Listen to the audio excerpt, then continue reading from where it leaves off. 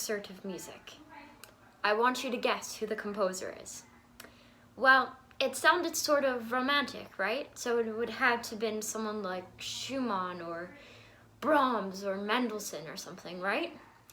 Would you have thought of perhaps Clara Schumann? And maybe if not Clara Schumann, Louise Farrenc? I'm going to assume you probably didn't think of her, but I don't blame you. Most people don't think of Louise Farrenc when they think of romantic music composers, but they certainly should. Louise Farrenc was a French female composer and concert pianist during the Romantic era. She was born in 1804 in Paris and died in 1875. She started piano at a young age and quickly won over the attention of composers like Hummel and Clementi. When she was 15 years old, her parents enrolled her in the Paris Conservatoire of Music for Composition. Not even 2 years later, Louise married her husband, who is a gifted flutist 10 years older than her, also studying at the conservatory. In the 1830s, Louise began touring around the world as a concert pianist. Musicians and composers like Hector Berlioz praised her and her abilities. Later in her life, she went on to teach at the Paris Conservatory and to compose music for her students. During her life, she was best known for her chamber music, which was popular amongst critics from all over Europe. She died in 1875 in Paris, as a composer not as well known as she should have been. Earlier, in January of this year, my teacher traveled to London, where she attended a 5-day music conference on women composers and their impact on music history.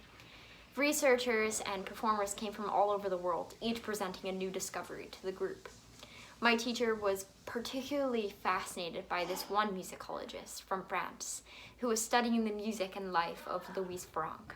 At the meeting, my teacher learned about the 12 Opus 41 Etudes.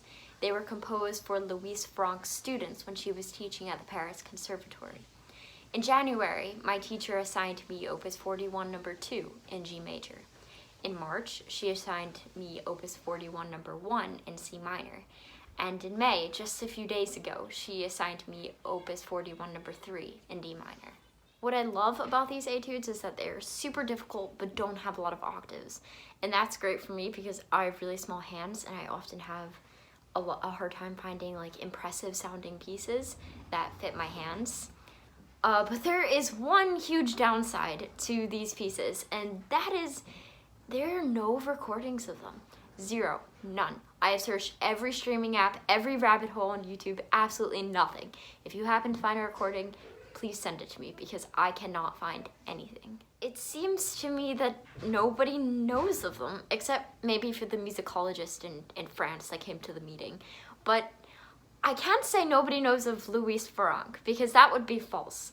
Because if you go on YouTube, you'll find thousands of, maybe not thousands, but tons of recordings of the Opus 26 Etudes, but none of the Opus 41. It is a shame because they really are great pieces of music, and if you take anything away from this video at all, let it be that they are amazing. The first page in the Opus 41 No. 1, we see fast arpeggios and runs in the right hand, while the left hand consists of octaves that jump all over the piano. On the second page, we see the music switches into a major key, with fast scales in the left hand. The last page goes back to the beginning theme and ends. Overall, this piece is in ABA form. I have recorded the ending for you.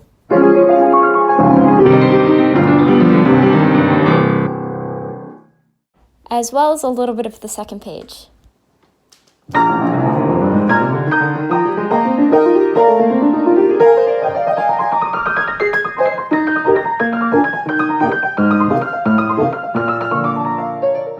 And if you're interested at all in Opus 41 No. 3.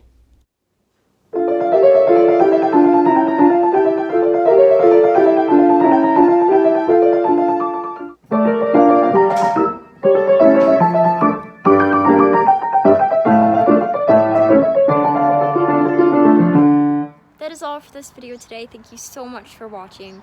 While I couldn't offer you the full performance of me playing these pieces, I hope you take away from this video a new love and interest for Louise Farrenc and her Opus 41 Etudes. Maybe you will be the first one to perform them one day.